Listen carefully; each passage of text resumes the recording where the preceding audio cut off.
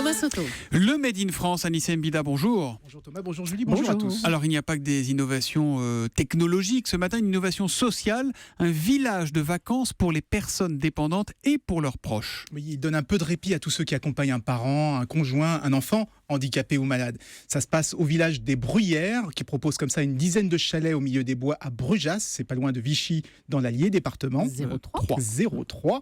Alors l'idée, c'est que tout le monde puisse partir en vacances et surtout que chacun puisse en profiter. La personne dépendante aura du personnel et des équipements adaptés, une piscine avec une rampe par exemple, et ceux qui l'accompagnent retrouveront les mêmes activités que dans un village de vacances classique, et ça, eh bien, c'est une première. Mais Anissé, il n'y avait pas de structure pour accueillir des personnes dépendantes en vacances jusqu'à présent ? Alors si, mais dans ce cas, les proches sont rarement pris en charge.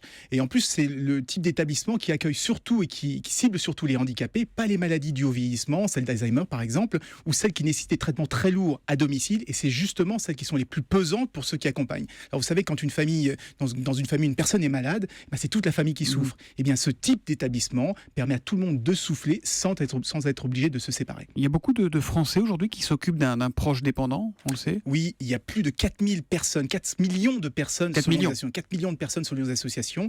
Certains sont mobilisés H24, d'autres cumulent ça en plus avec un emploi à plein temps.